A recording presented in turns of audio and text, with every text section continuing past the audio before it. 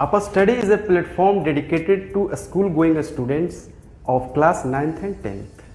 A destination for the concept. We believe in laying the foundation of your career on solid concept and teaching beyond books.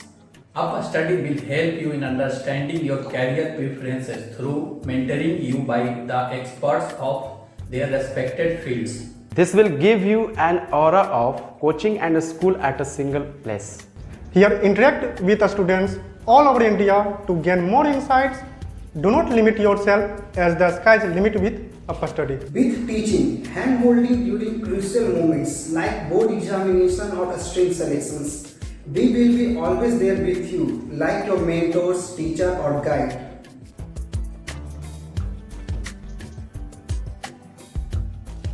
दोस्तों, welcome in upper study online learning platform. मैं हूं सौरभ और मैं आप लोगों को पढ़ा रहा हूं मैथमेटिक्स।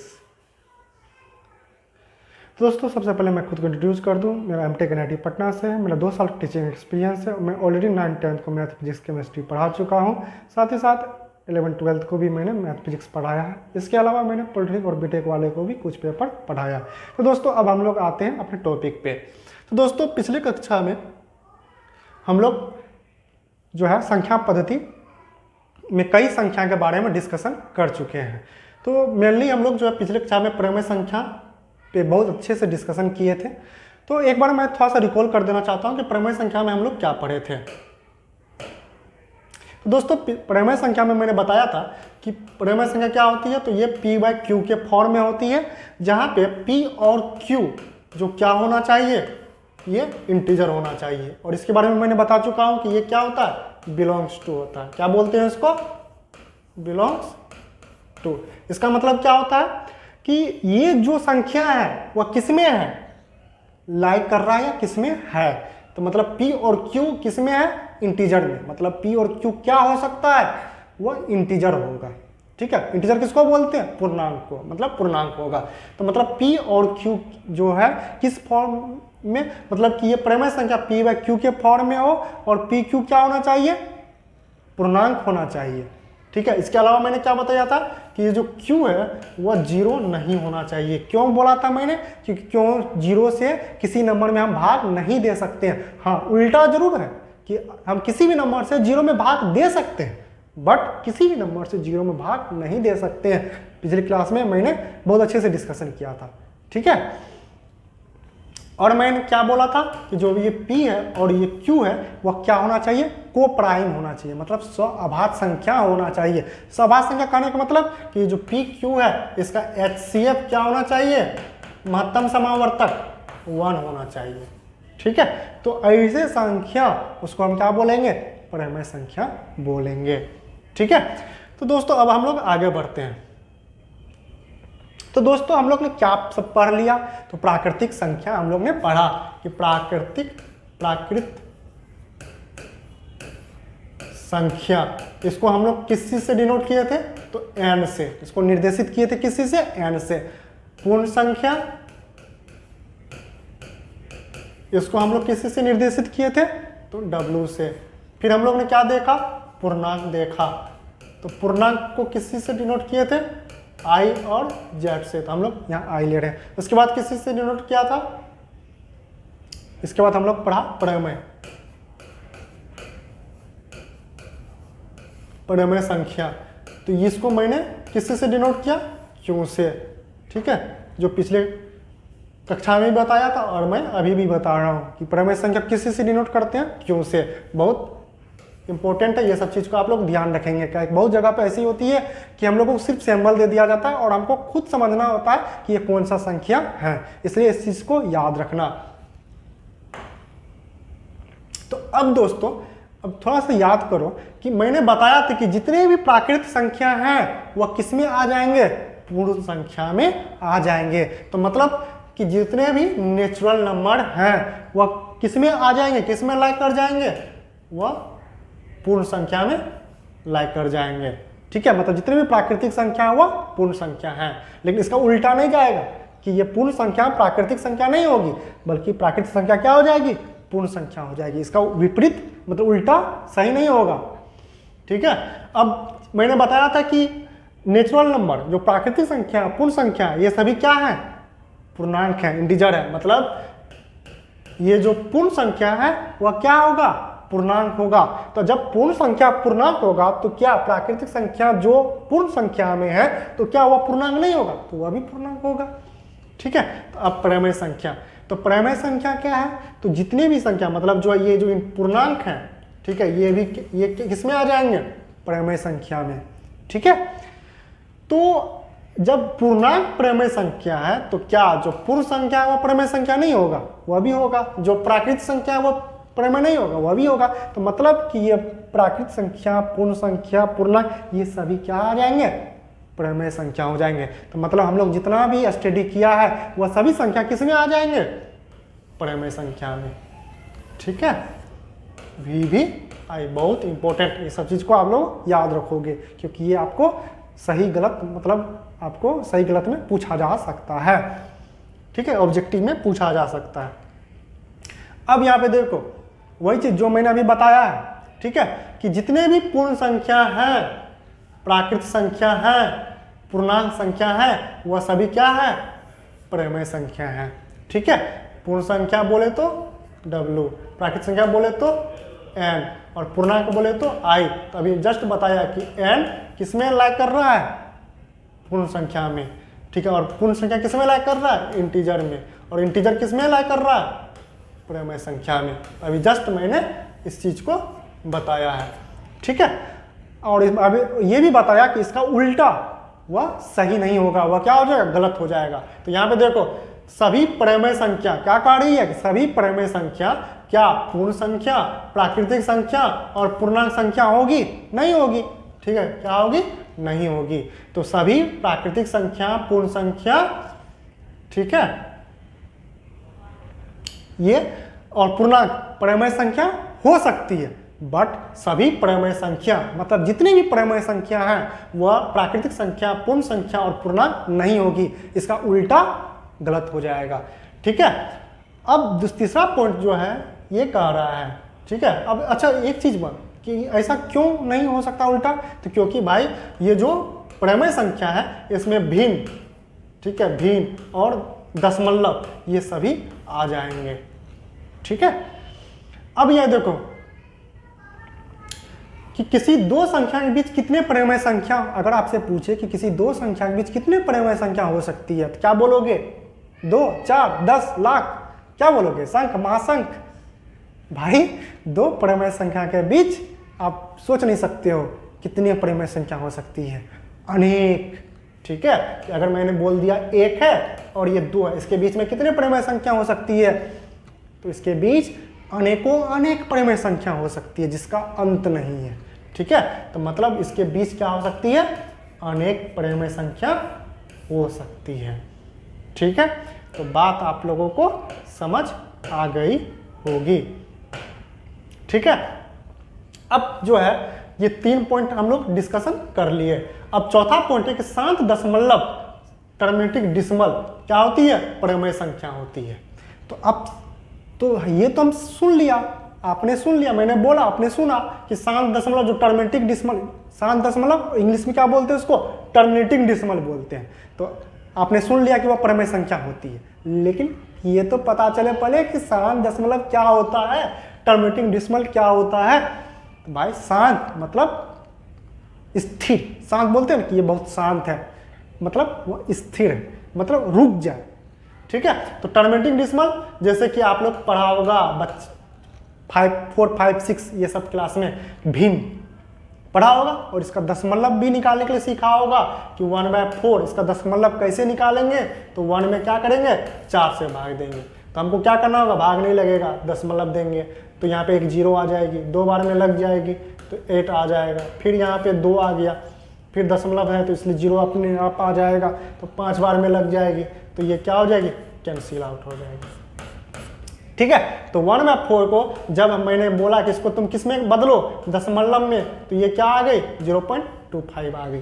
तो आप यहाँ पे क्या देखे, आप यहाँ पे देखे कि 0.25 मतलब पॉइंट के बाद 2 और 5, और ये रुक गई यहीं पे, मतलब दशमलव के बाद सिर्फ 2 अंक ही आई और ये रुक गई, इसके आगे नहीं गई, यहीं पे क्या हो गया, स्टॉप हो गया, रुक गया।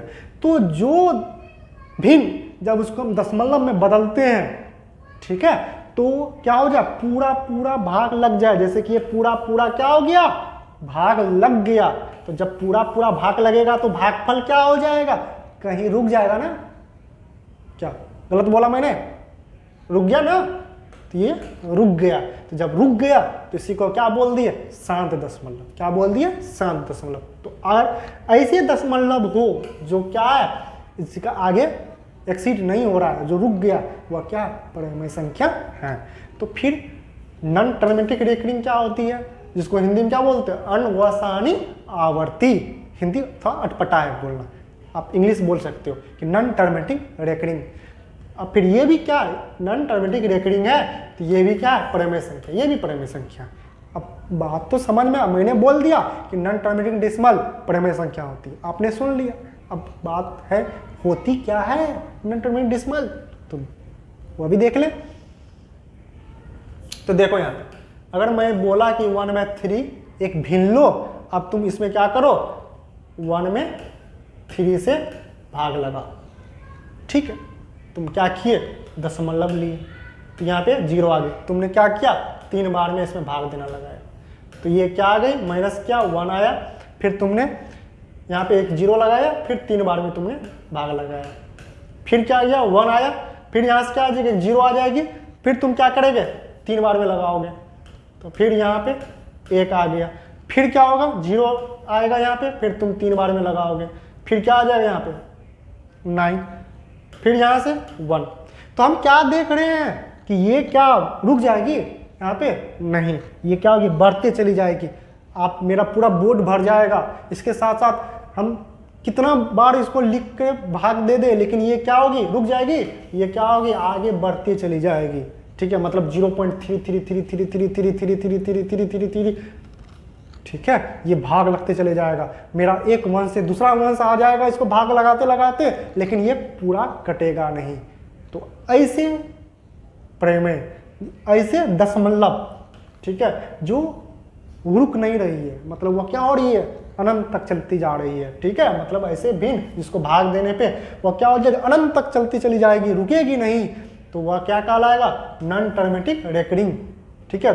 तो ऐसे भिन्न भी क्या होंगे, ऐसे दशमलव भी क्या कहलाएंगे, परिमेय संख्या कहलाएंगे। तो ये कुछ दूसरे फॉर्म में भी हो सकता है, जैसा ऐसे सोचो, जैसे ऐसे देखो, ये ऐसे भी हो सकता है, जैसे 0 पॉइंट है, तो अभी मैंने क्या देखा, 3 3 3 3 3 3 3 ये आते जा रही थी, तो ये क्या है, परिमेय संख्या, ठीक है।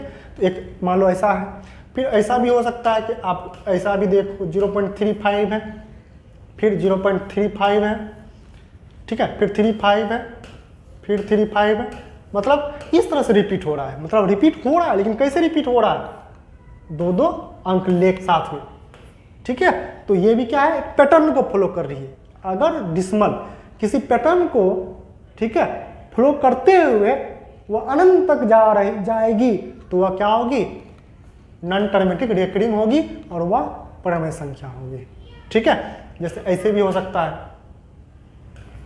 3641, ठीक है, फिर से आएगा 3641, फिर 3641, फिर इस तरह से ये बढ़ता जाएगा। तो यहाँ पे 4 अंक जो होगी वह साथ में क्या हो रही है, रिपीट हो रही है, तो ये भी क्या कहलाएगी, परिमेय संख्या कहलाएगी, ठीक है। लेकिन अगर कुछ इस तरह से, अगर ठीक से समझना, अगर कुछ इस तरह से रिपीट हो रही है, 1 8 7 6 5 4 3 2 1 8 7 6 3 9 2 1, तो क्या यहाँ पे कोई पैटर्न आ रही है, क्या कोई पैटर्न फ्लो हो रही है, क्या यहाँ पे कोई पैटर्न फ्लो नहीं हो रही है, तो ये परिमेय संख्या नहीं होगी, ठीक है। तो इसको हम लोग आगे फिर डिस्कशन करेंगे जब हम लोग अपरिमेय संख्या पढ़ेंगे।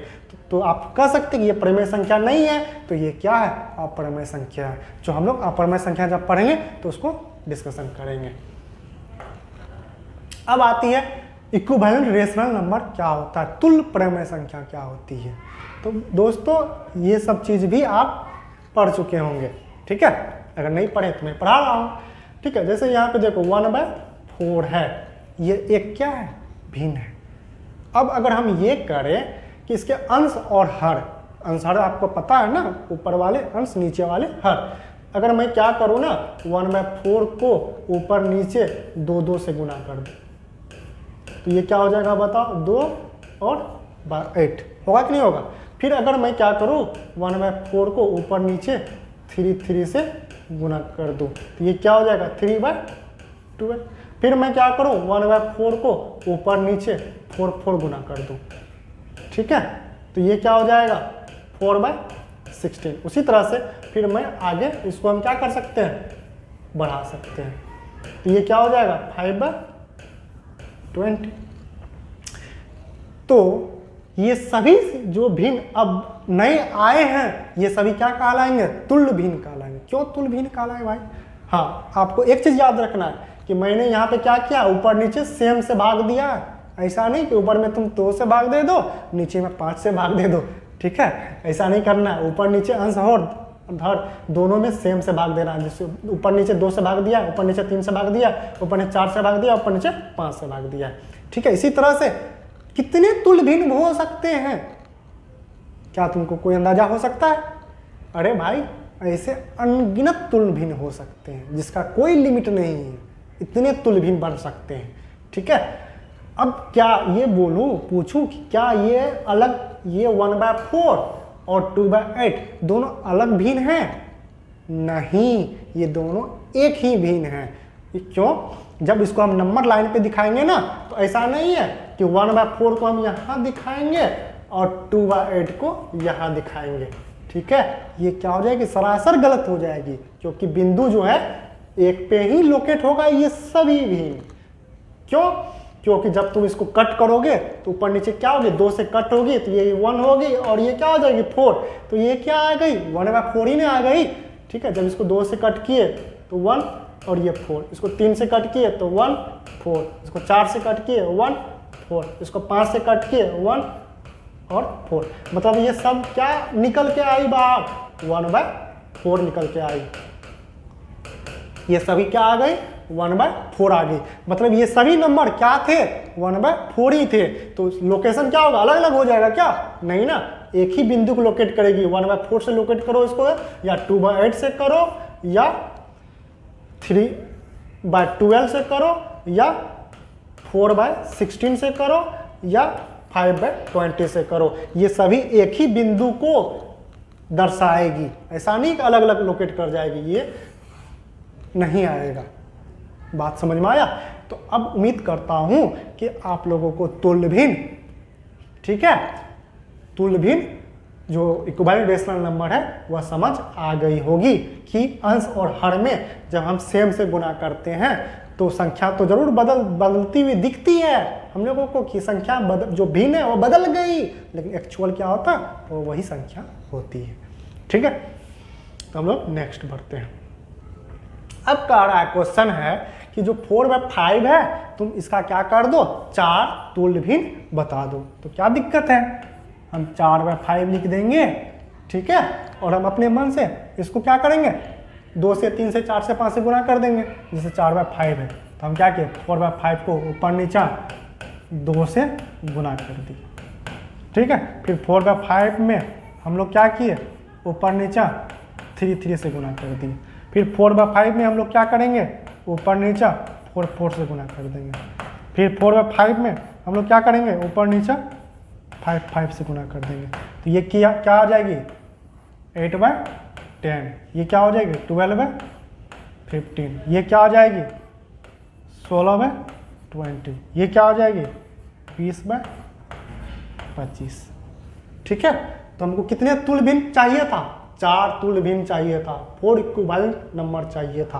तो क्या ये आ गई कि नहीं आ गई, आ गई ना। जांच भी करके दिखा दूं क्या, काट के देख लो, ठीक है। इसको काटोगे किससे, 2 से कटेगा तो ये क्या होगा 4 और ये 5, देखो आया कि नहीं आया। तो ये क्या है, तुल्य भिन्न है, ठीक है। तो हम लोग आगे बढ़ते हैं। अब है कि परिमेय संख्या का छोटा रूप, छोटा मतलब कि कोई बड़ा संख्या है उसको हमको क्या करना है, छोटा करना है, ठीक है। जैसे सिंपलेस्ट फॉर्म, इसको और क्या बोल सकते हो तुम, सिंपलेस्ट फॉर्म, लोएस्ट फॉर्म और रेशनल नंबर। ठीक है, तो मतलब जो है ये रेशनल नंबर का, कोई भी रेशनल नंबर का हमको सिंपलेस्ट फॉर्म करना है या लोएस्ट फॉर्म करना है, तो ये भी भाई तुम लोग 4, 5, 6 में पढ़ चुके होगे, आपको पता है। ठीक है, जैसे बोल दूं मैं ये 12 है और ये 28 है, तो भाई इसका सिंपलेस्ट फॉर्म करोगे, ये भिन्न है ना, इसको तुम छोटा कर दो, तो क्या करोगे, ऊपर नीचे तुम डिवाइड लगाओगे, किससे, सेम संख्या से। ठीक है, तो सेम संख्या, ऐसा नहीं कि ऊपर से किसी और से नीचे किसी और से कर देना, ऐसा तो नहीं करोगे ना, गलती मत करना। ऊपर नीचे क्या करना, सेम से भाग देना, तो ऊपर नीचे, ऊपर में क्या 2 से भाग लग जाएगी और नीचे भी क्या होगी 2 से भाग लग जाएगी ना, तो ऊपर में 2 से भाग लगेगी तो कितना आ जाएगी बताओ, तो ऊपर में 2 से जब भाग लग दोगे तो ये आ जाएगी 6 और यहाँ पे भाग दोगे तो ये आ जाएगी 14। ठीक है, फिर 2 से भाग लग जाएगी तो फिर क्या आएगी, ये 3 और ये क्या आ जाएगी 7। अब क्या भाग लगेगी, नहीं लगेगी, तो जो आया उसको लिख दो। अब आ गई 3 ऊपर में, नीचे क्या आ गई 7, तो यही होगी क्या, सिंपलेस्ट फॉर्म। So easy. ठीक है, इजी है ना, भारी है, जैसे 4 है और नीचे क्या है 6, इसको सिंपलेस्ट करने के लिए क्या करेंगे, ऊपर नीचे सेम से भाग करेंगे, तो 2 से ऊपर भाग किए तो 2 और ये 3, तो ये क्या आ जाएगी 2/3। ठीक है दोस्तों, तो आज वीडियो हम लोग यहीं पे ख़त्म करते हैं, तो नेक्स्ट जो है क्लास में हम लोग क्वेश्चन को डिस्कशन करेंगे। ठीक है, तो आप लोग बने रहें और अगर वीडियो अच्छा लगे तो अपने दोस्तों के साथ शेयर करें, सब्सक्राइब करें। Thank you.